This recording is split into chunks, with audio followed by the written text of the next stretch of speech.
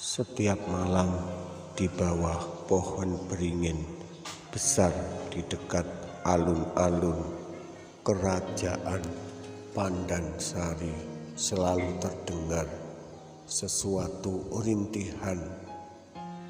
Suaranya seperti suara perempuan yang sedang merasa kesakitan dan bersedih sekali. Warga desa sekitar merasa penasaran sejak lama, namun tak seorang pun berani mendekati pohon beringin tersebut. Mereka semua berkeyakinan bahwa rintihan itu bukanlah suara manusia, melainkan suara dari makhluk alam lain. Suara rintihan itu sangat jelas sekali. Bahkan semakin lama, malam semakin larut, suara itu akan semakin jelas karena tidak adanya aktivitas manusia. Orang yang mendengarkan suara tersebut, tidak sedikit orang yang ikut bersedih dan akhirnya menangis. Banyak penduduk desa yang merasa penasaran dan ingin tahu sebenarnya suara apakah itu. Tapi kalau malam hari mereka tidak berani mendekat. Akhirnya diputuskan siang hari untuk memberanikan diri mendekati pohon beringin itu. Beberapa orang mendekati pohon itu. Ternyata di bawah pohon beringin itu tidak ada apa-apa. Mereka semakin yakin bahwa suara itu bukanlah suara manusia. Meskipun sekedar suara, tapi dampaknya sangat meresahkan para penduduk. Banyak anak kecil kalau malam tidak bisa tidur, selalu menangis, merasa ketakutan. Suara yang meresahkan akhir-akhir hari ini akhirnya tercium juga oleh warga kerajaan Raja Pandansari, yaitu Baginda Raja Manguntapa, akhirnya bertitah kepada Mahapatihnya. Patih Bayulangit, kemarilah. Hamba menghadap Baginda Raja. Kuperintahkan padamu cari tahu kebenaran kabar tentang adanya suara rintihan di waktu malam di bawah pohon beringin alun-alun.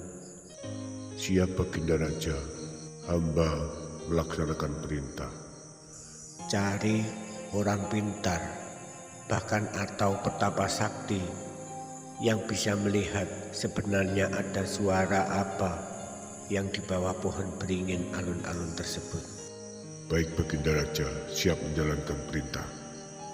Setelah mendapatkan titah dari Baginda Raja, Patih Bayulangit akhirnya berangkat pergi mencari orang sakti atau pertapa sakti untuk menyelesaikan masalah ini.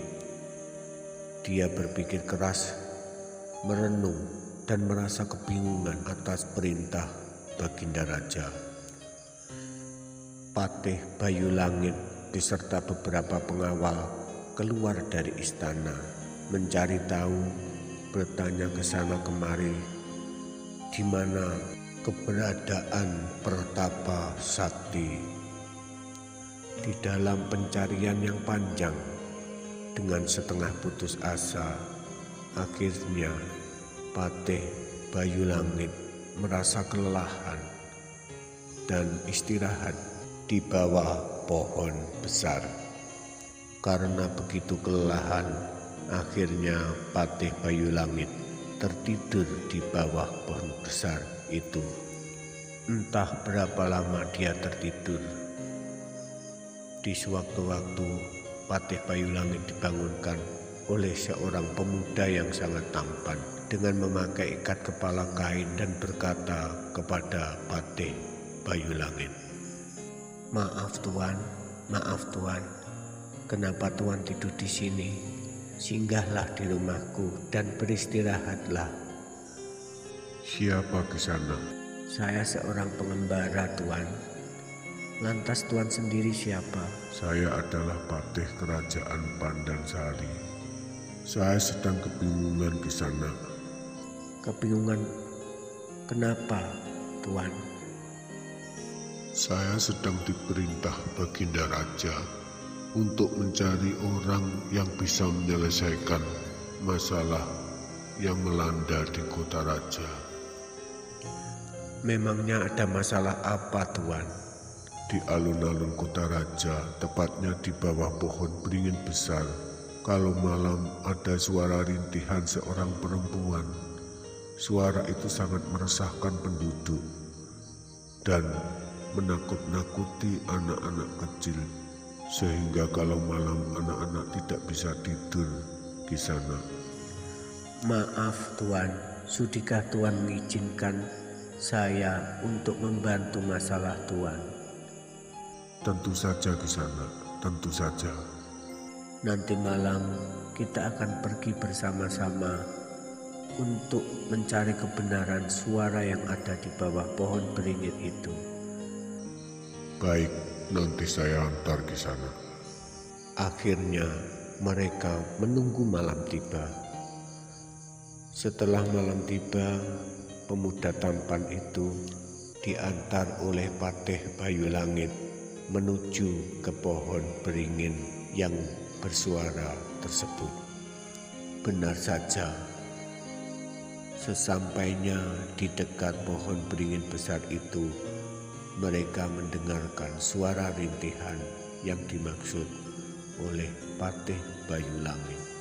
Pemuda itu lalu mendekati bawah pohon beringin tersebut, mendekati sedekat-dekatnya, mencari dari arah mana sumber suara tersebut. Akhirnya pemuda itu menemukan sumber suara yang mereka takuti selama ini. Ternyata suara itu keluar dari sebuah benda berupa boneka yang terbuat dari kayu dan terikat kakinya. Lalu pemuda itu berkomat-kamit membacakan mantra.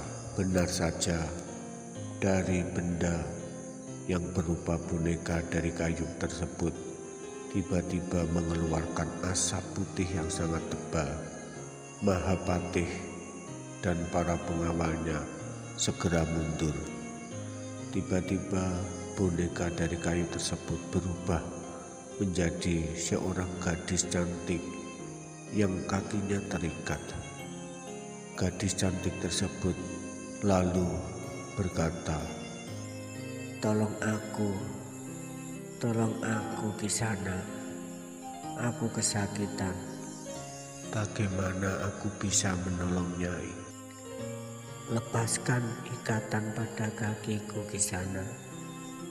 Tak seorang pun yang bisa melepaskan ikatan di kakiku selama ini, Kisana. Kenapa Nyai sampai terikat begini? Aku dulu telah diculik oleh orang sakti dan diikat dengan tali kenur laut sakti di sana.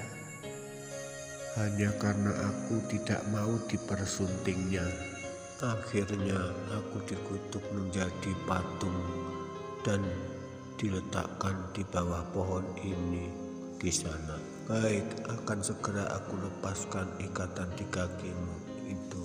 Setelah pemuda itu melepaskan ikatan di kaki boneka tersebut, tiba-tiba boneka tersebut berubah menjadi manusia seutuhnya, dan kerajaan Pandansari kembali menjadi aman dan tentram. Sedangkan pemuda yang berjasa bagi kerajaan tersebut diberikan hadiah untuk tinggal di istana dan jabatan yang layak. Pemirsa, cukup sekian dari kami dan terima kasih atas perhatiannya. Wassalam.